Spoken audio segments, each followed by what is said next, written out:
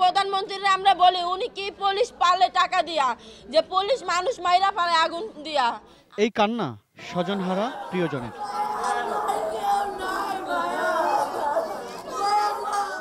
কিছুদিন আগে পুলিশের আগুনে পুড়ে মারা যান রাজধানীর শাহালী থানা এলাকার চা দোকানি বাবুল মাতুব্বর।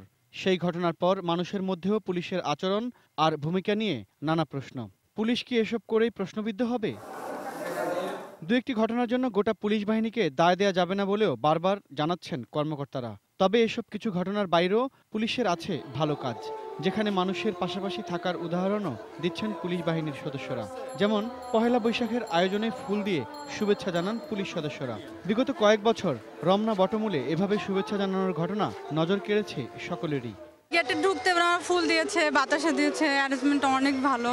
পুলিশ এখানে আসার সময় বাতাসা দিয়েছে, পানি দিয়েছে। এর সঙ্গে বাতাসা আর মিষ্টি বিতরণ করে মানুষের মন জয় করার চেষ্টাও আছে তাদের। সেই সঙ্গে হারিয়ে যাওয়া মোবাইল উদ্ধার করে ফিরিয়ে দেয় সাধারণ মানুষের ধন্যবাদও আছে পুলিশের জন্য। পুলিশের কার্যক্রম দেখে আমার খুব সুন্দর লাগছে, তারা আমার মোবাইলটা পেয়ে যাওয়ার জন্য অনেক সহযোগিতা করছে। এমন দু একটি ছবিও জানান দেয় জনগণের কাছে পৌঁছানোর জন্য পুলিশের আন্তরিকতার কথাই।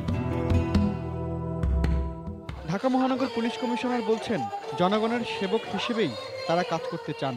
আইন শৃঙ্খলাকে ঠিক রাখা, মানুষের নিরাপত্তা বিধান করা, সকল শ্রেণী পেশার মানুষ যাতে নির্বিঘ্নে তার পেশা তার কর্ম করতে পারে সেই পরিবেশ সৃষ্টি করা, এটি শ্রদ্ধা এবং ভালোবাসার সম্পর্কের মাধ্যমেই এটি স্থায়ী করা যাবে বলে আমি দৃঢ়ভাবে বিশ্বাস করি।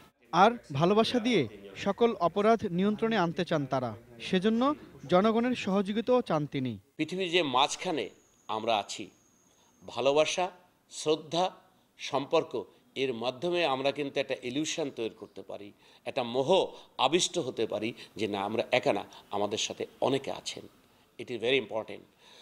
আইন প্রয়োগে বল প্রয়োগ করা এই দিন কিন্তু এখন নাই। এখন হচ্ছে মানুষকে মোটিভেশনের মাধ্যমে সহযোগিতা নিতে হবে, সহযোগিতা দিতে হবে, এবং এই সম্পর্ক হবে পরের শ্রদ্ধা এবং ভালোবাসার উপর ভিত্তি করে। Imran Hossain Suman, ATN news, Dhaka.